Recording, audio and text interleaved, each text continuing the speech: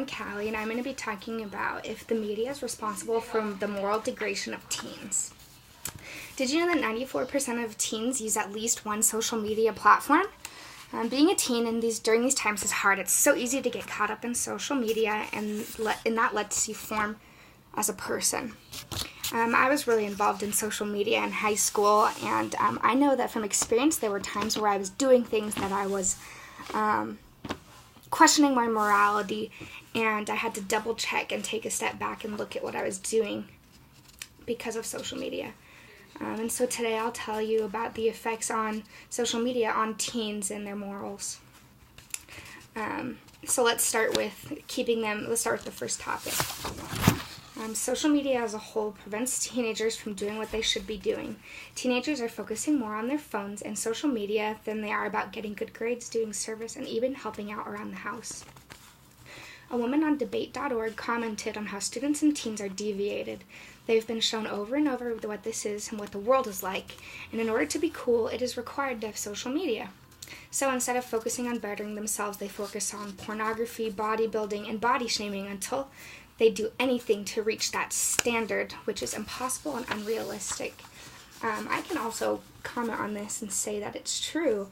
Teenagers are trying to figure themselves out, and they're trying to discover who they are. But social media and its influencers are one of the biggest problems.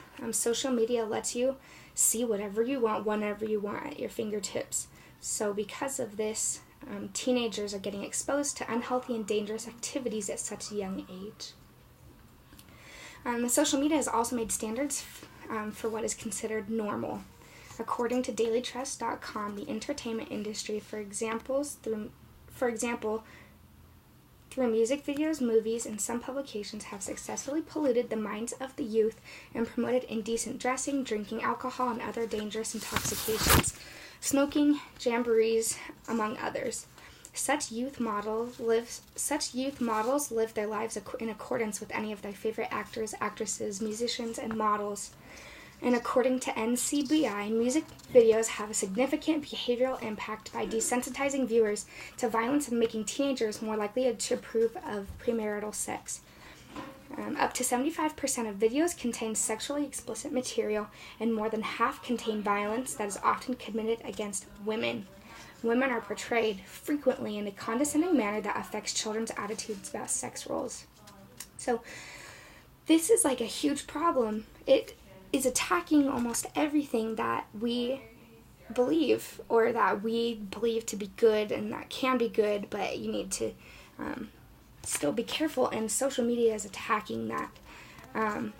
And Facebook and Instagram, you can be scrolling and you can see something that you don't want to see, and I can just imagine what that is doing to these teens and these young people. So social media is leading the next generation away from things that are good and right, and it's helping them focus on things that are not good. So now, since we know about a little of the other effects of how peers and family can influence social media and our morals, let's take a look at that. A lot of the time, the people around teens are one of the biggest problems also, including social media. A lot of the parents are a big factor of morals declining. According to dailytrust.org, if a child behaves well, people conclude that the child is from a disciplined home, and if they behave otherwise, people fault the parents for not properly training the child. You hear people complain, "Didn't your parents teach you this?" Or "Didn't your parents teach you that?" The unfortunate thing is that parents abandon these responsibilities. For example, in working-class families, the fathers and mothers go to work in the morning when the children are going to school. The mother will not come back until 5 p.m. and the father until 9. These children come back from school and have the whole house to themselves. They do whatever they like, with whatever they like, and however they want. And this is a huge deal. There's no parental support. There's no parental units telling them that they need to not be doing this or that they should be doing this, and so the parents let them do whatever they want.